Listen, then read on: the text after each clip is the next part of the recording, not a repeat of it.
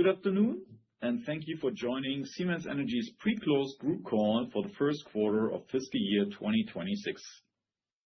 Before we begin, please note that today's call is being recorded. The recording will be available on our website until our quarterly results are published on February 11th, 2026. If you would like to participate in the Q&A at the end of the call, please use the raise hand reaction in Teams.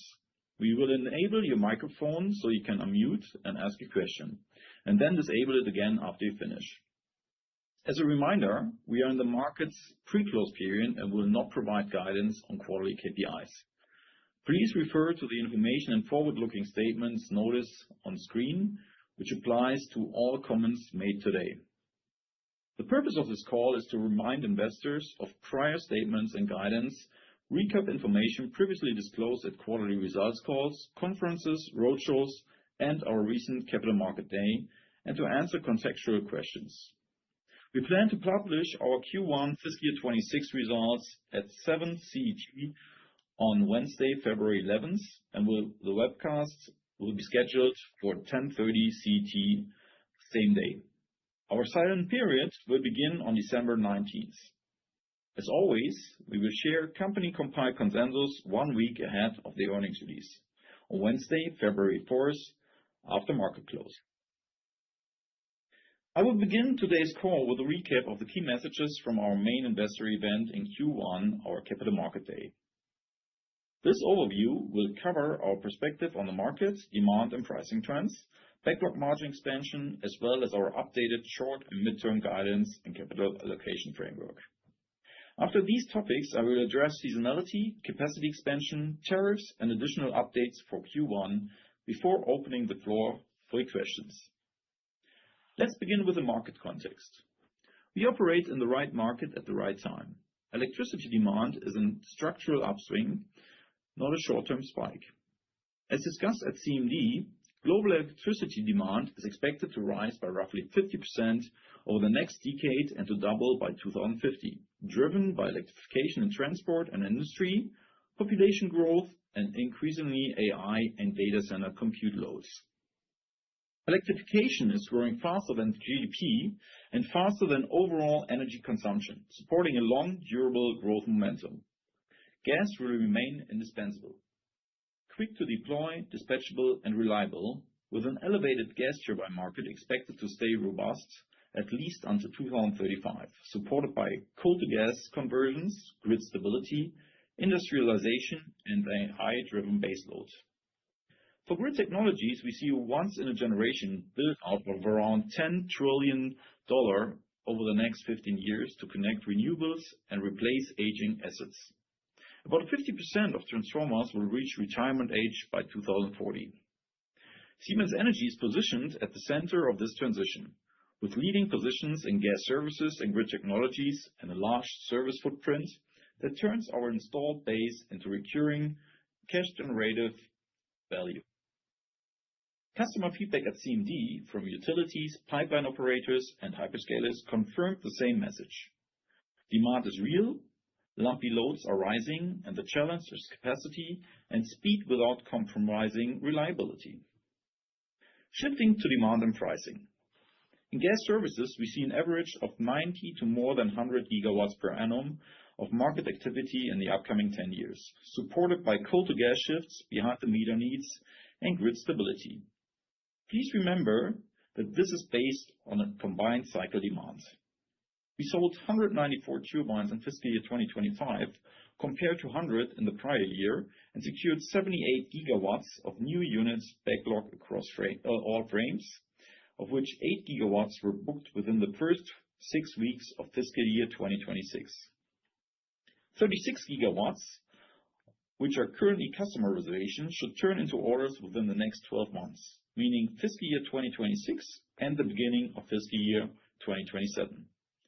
Pricing momentum for gas services seen in recent quarters is expected to continue to be favorable. We are seeing more attractive pricing and reservation agreements than in current bookings. Moving to grid. In grid technologies, capacity constraints are tangible. Lead times for large power transformers have stretched to around 5 years compared to 2 years a few years before.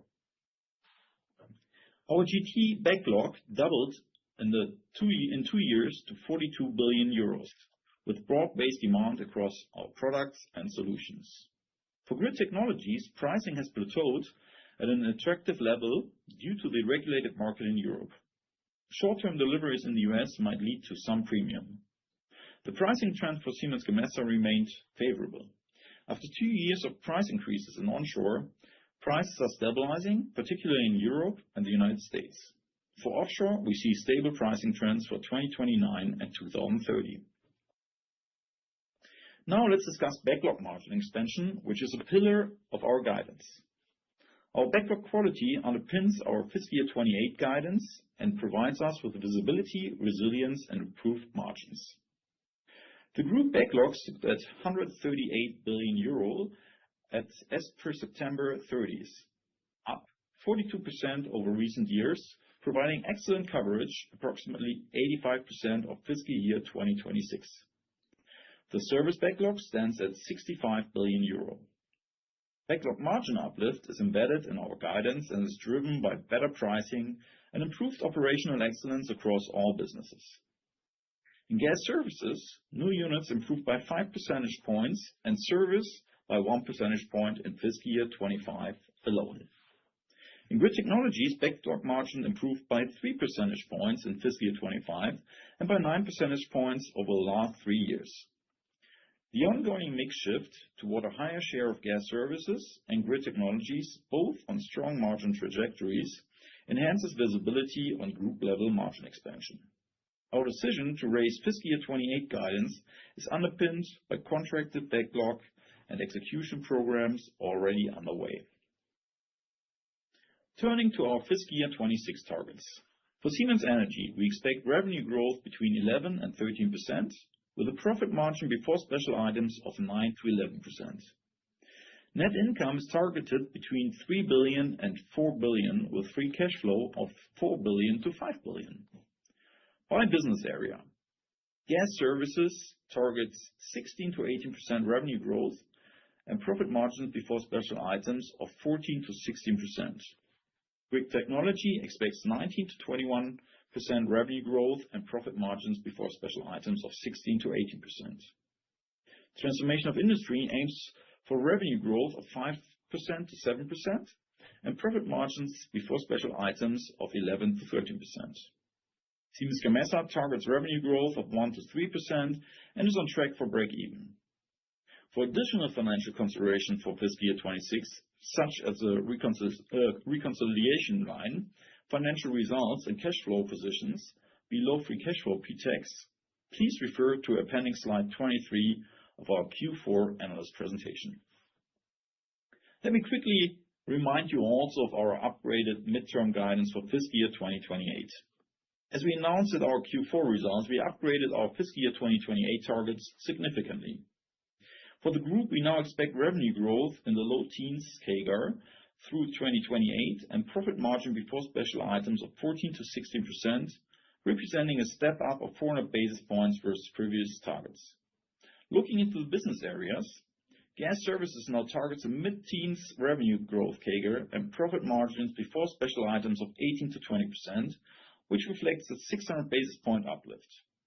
Grid technologies expects a high teens revenue growth CAGR and profit margin before special items of 18 to 20%, a 500 basis point step up. Transformation of industry aims for mid-single to high single-digit revenue growth CAGR and profit margins before special items of 12 to 14%. Siemens Gamesa is on track for break-even in fiscal year 2026 and will continue its journey to 2028 with a mid-single-digit revenue growth CAGR and a profit margin before special items of 3 to 5% by fiscal year 2028, with a cash-positive contribution at group level by that time. Looking beyond fiscal year 2028, the driver of continued EPS growth are clear. Service monetization from today's new units backlog will accelerate. Most of long-term service agreements are signed near commissioning, and 80% plus of this service volume and quality of earnings, you will see it beyond 2028. Productivity remains the primary margin lever. Shop floor automation, AI-driven testing, repeatable designs, and a leaner operating model. In addition, the trademark license fee agreement embedded in SG&A of the individual business areas except Siemens Gamesa, which account for approximately 1% of the group, ends in fiscal year 2030, creating additional margin headroom beyond the planning horizon. Our base case beyond fiscal year 28 assumes productivity first and pricing opportunistic, supported by sustained electricity growth. Let's move to our capital allocation framework. We are committed to a balanced capital allocation approach. Approximately 6 billion will be invested in the midterm planning horizon, which means fiscal year 26 to fiscal year 28 in capacity expansions for gas services, grid technologies, and Siemens Gamesa, following clear principles: short payback periods, expansion within existing footprint, and high service relevance. Shareholder returns will amount to up to 10 billion euros over the next 3 years, including up to 6 billion euro in share buybacks and around 4 billion euro in dividends, aligned with our 40 to 60% payout policy. We will maintain a strategic reserve to fund the India stake, increased to 51% by 2028, selective bolt-on acquisitions, and to support our investment-grade rating. Free cash flow for fiscal years 2026 to 2028 is expected at 20 billion cumulatively, with cash conversion at or above 1 over the period. Net cash stood at approximately 5 billion euro at the end of fiscal year 2025, and we intend to maintain a net cash position through fiscal year 2028 to protect resilience during growth. Now let's briefly discuss seasonality across our business areas. The flight level of orders in gas services for fiscal year 2026 should be above fiscal year 2025, in line with Karim's statement at the CMD. Please remember that strong order intake is paired with down payments that add to free cash flow, as we experienced in fiscal year 2025. When it comes to profitability in gas services, the historical pattern is that profitability is stronger in the first half versus the second half of fiscal year based on the new unit service mix, as the first half is a stronger service season. This will not change in fiscal year 26. The flight level of orders for grid technologies for fiscal year 2026 should be at or slightly above fiscal year 2025 level, reflecting the strong market environment as shown at the CMD. However, due to lumpiness from large HVDC orders, quarters may deviate from the average. In grid technologies, the underlying profit margin is expected to be relatively stable across the quarters in fiscal year 2026, in line with previous years. For transformation of industry, the quarterly profit margin should be relatively stable across quarters, also in line with historical pattern. With reference to Siemens Gamesa, as mentioned in the Q4 call, we expect a rather linear improvement path in fiscal year 2026 to achieve break-even, driven by the project mix and execution along the year and the timing of expected improvement measures. Q1 will therefore show negative profitability, and we expect Q4 to show positive profitability, with Q2 and Q3 between Q1 and Q4. Capacity expansion in gas services. Let me outline some details on the capacity expansion. Prior to the CMD, we announced expansion plans where constraints pertain to units, not gigawatts. Hence, mix may always change a bit. For large gas turbines, that means large gas turbines above 100 megawatts, capacity was set to increase from around 35 units in fiscal year 24-25 to around 50 units per annum in fiscal year 27. For medium gas turbines, capacity was to increase from around 50 units in fiscal year 24 to 80 units already in fiscal year 26. Based on these announced plans, capacity would have been around 25 gigawatts in fiscal year 2027, including combined cycle application, which means that steam turbine output is included in this view. At the CMD, we stated that the next phase of capacity expansion will be implemented more dynamically, going up to and beyond 30 gigawatts until 2030. Karim mentioned 4 golden rules for capacity expansions: scale up within existing footprint, high service relevance, premium pricing, and short payback period. This is the basis for our recent investment decisions. For large gas turbines, we will restart manufacturing of F-class gas turbines in Charlotte. Karim mentioned at the CMD, maybe we do 6 to 8 units, on top of the around 50 units announced in Berlin. For medium-sized gas turbines, we are adding 20 units to the original plan, which means that the new capacity will be around 100 units. We are also reintroducing the A65 frame, which is a large aeroderivative gas turbine with around 65 megawatts dedicated for data centers in the US market. Based on that, we add up to 5 gigawatts in the fiscal year 28 to 2030 timeframe, versus our original plan, consistent with our target to keep around 25 to 30% market share in what we estimate to be a 90 to 100 gigawatt gas market, including combined cycle. As noted at the CMD, we are now sold out with respect to capacity, even taking into account the announced expansions until 2028.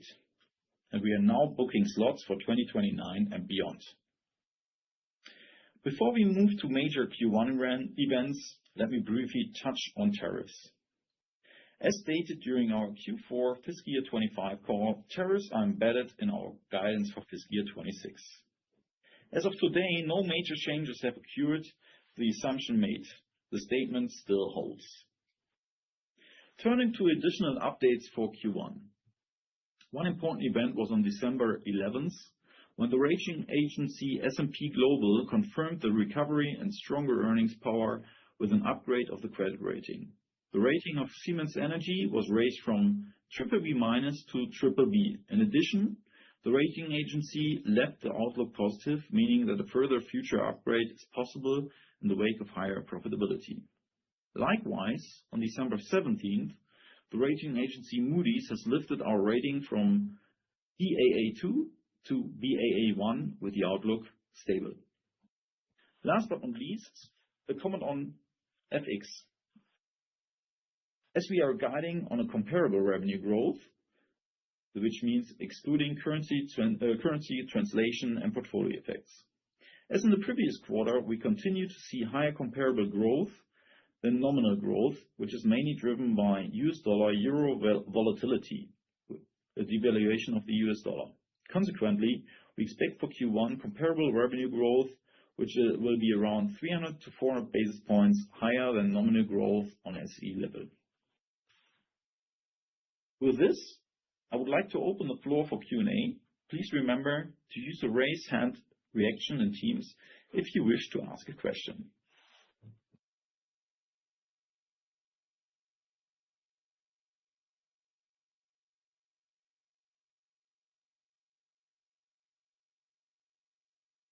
So I see one question from Govinda Rajpal. Yeah, good evening, Tobias. I just wanted to get some clarity on free cash flow protection from a mid to long-term perspective, given that we are seeing a lot of news around crippling financing around the data center market. How are you potentially protecting the cash delivery in the future years? If there is any insight that you can give me on that front, it would be helpful.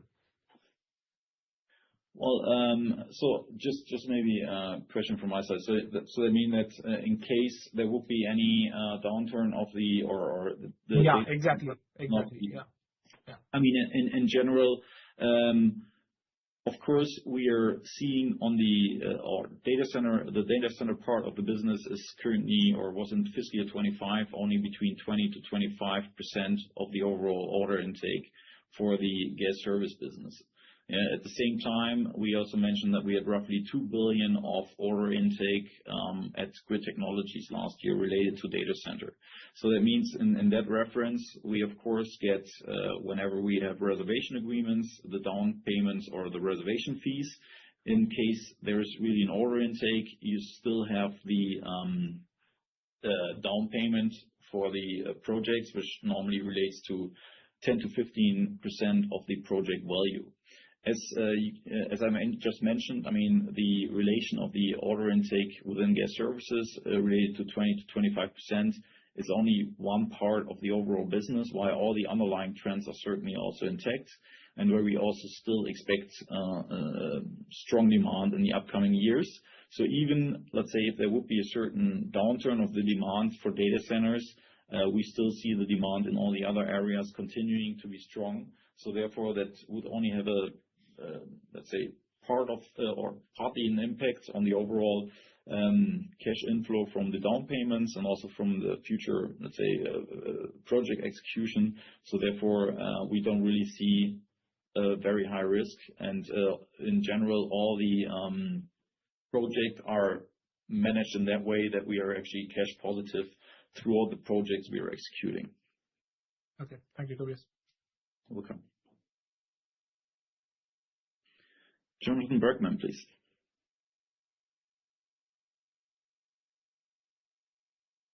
Hi, can you guys hear me?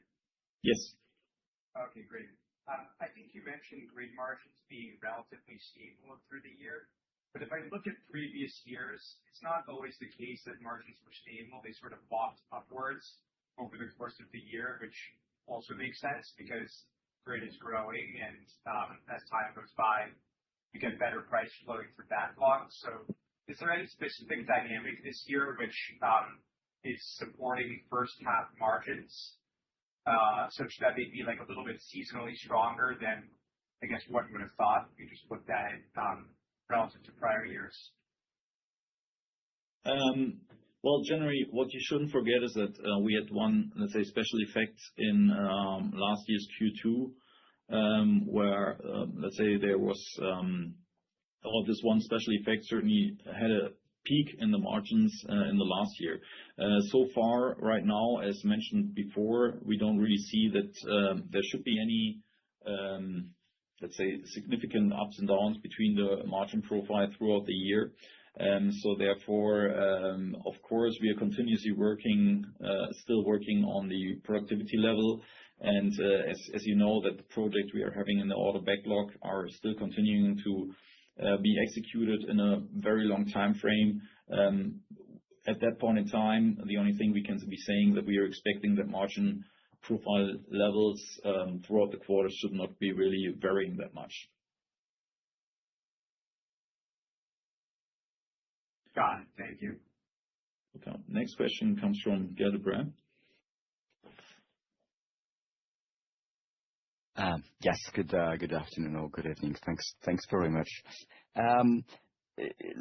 Look, just could you provide a bit of color maybe on the difference between the fees you receive for reservation agreements and the level of down payments you then receive on the firm orders? Is there a big difference between the two? Well, I mean, we only once really provided further details on the amount we received for reservation agreements. That was in Q1 fiscal year 25, where we mentioned that for roughly 20 gigawatts, we received 200 million of reservation agreement fees. Yeah. That might, let's say, vary a bit. We do not really provide an additional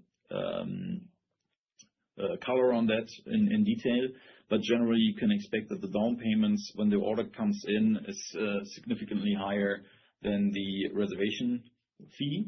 And the general technical way is that the reservation fee, whenever it turns into an order, is certainly then calculated into the down payment fee. But the reservation fee is never at the same amount as I mentioned before, that the down payment is then normally 10 to 15% of the project volume. Okay, thanks very much. And then the second one is on the order dynamics, maybe just looking at the Q1 outlook. You said you already received 8 GW in the first 6 weeks of the quarter, right? So I guess we are very much on track to have a record high level in terms of new units awarded in the first quarter. Yeah, let's say it like that. I mean, as Karim mentioned, and I think that was also the purpose of his mentioning the 8 GW we already received between the Q4 results, or let's say the end of the last fiscal year and the time of the Capital Market Day on the 20th of November. There are certain market dynamics continuing. Yeah, so therefore, these 8 additional gigawatts certainly showed a certain impact. I cannot really provide any additional color on that in detail, but I think the dynamics we saw in the previous quarters kind of continued. Yeah. Okay, so if I combine these strong commercial dynamics for Q1 and the fact that there are still lots of down payments to be received, what does that mean for free cash flow in Q1? I mean, we've seen a number of quarters where Q1 was seasonally weak, but would it be seasonally weak this time around, given what's going on the commercial side? Please maybe just remember Q1 in the last year, where we also saw that, I mean, as we have, let's say, fiscal year starting in October, yeah, our Q1 is different than, let's say, the Q4 of most of our customers. So there might be also partly, or what we experienced 1 year before was that we received quite a lot of also down payments and so on, as there were still cash budgets left on the customer side. So that was an effect we were seeing in the last year. If that will be happening this year, I cannot comment at that point in time, but it might be a pattern which could be repeated. Okay, thank you very much. Okay.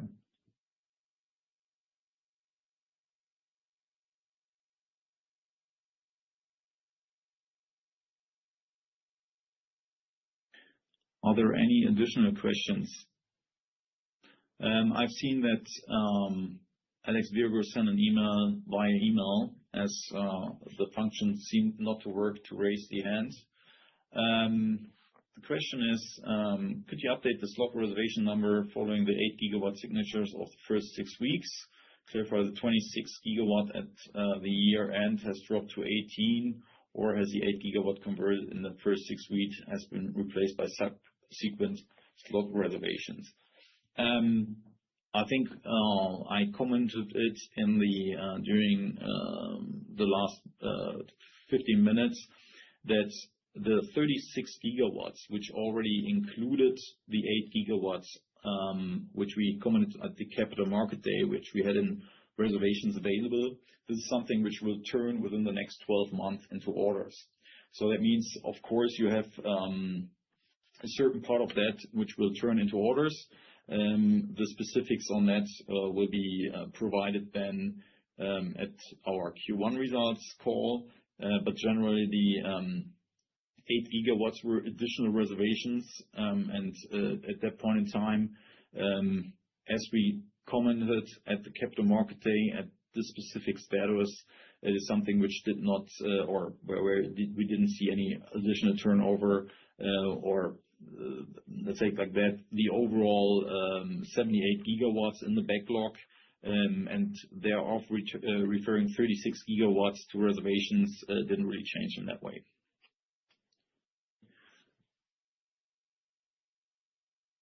So the next question goes to Sebastian Growe. Yeah, hi, Toby. Hope you can hear me well. Just one quick question on gas services and the mix, especially within the service business. So I was just interested in some commentary around how we should think about the transactional services piece against recurring service bit. So to just gauge a bit better than how we should think about the margin dynamics in the first quarter in gas services. Yeah, I think we have seen the pattern in previous years as well, that especially the first half of the year is certainly seeing a lot more transactional service as this is really the outage season where a lot of outages are taking place. And in that reference, customers also take the opportunity to do modification or upgrades, which normally always comes along with higher margins. So that, and we also saw that pattern in the previous years, you normally can expect that the first half of the year shows, let's say, a higher margin level, while the Q4 is normally the weakest quarter of the year. So therefore, as this pattern of the outage season does not really change, you can expect that to be the same case in this year. Okay, that's helpful. And if I may just ask one quick question around Grid Technologies. So apparently the growth profile of the quarters has been quite different. If I look at the year 25, ranging from 16% nominal at the bottom end to up to 30%. And I think the quarter one comparison is also relatively lower one at 19% growth. So should we think about that in the way that the quarter one growth in Grid Tech should be meaningfully above than the full year target? At that point in time, I couldn't really comment on that. Please, that is something where I could not really provide you additional information, and therefore would ask you to really wait for the quarter results there. No worries. All good. Thank you. Nice to be back.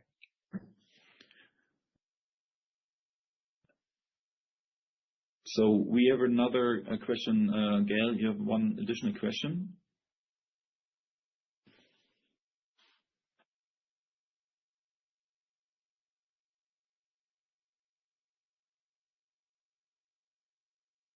I think Gail is still muted. Hello, can you hear me now? Oh, now I can hear you. Yeah. There seems to be a problem with your system. I need to switch from the computer to the phone and vice versa to be able to ask a question just so you know for next time. Yeah. Anyway, I was just checking if I did not miss any announcements from you in terms of large ticket items for the quarter, either on the HVDC side or on the offshore wind side. No, so far you didn't really miss any large announcements. There haven't been any press releases. Otherwise, we would have referred to that.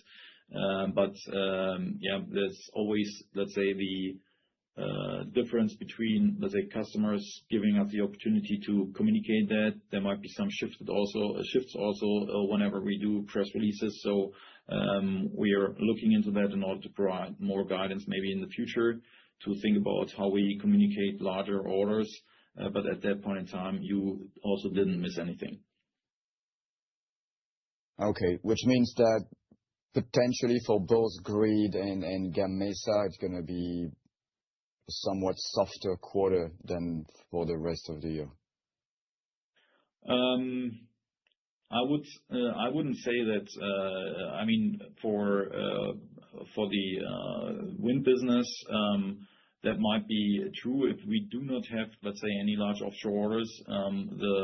The baseline for onshore wind, as you saw the pattern in the last quarters as well, is normally a lot lower. While in Grid, we could also see in I think it was the third quarter, that even with a baseline, there's also still strong order intake, even though that if let's say no large HVDC orders will be included. Okay, thank you. I've heard that Sean McLoughlin would also like to ask a question, but I cannot see his hand raised.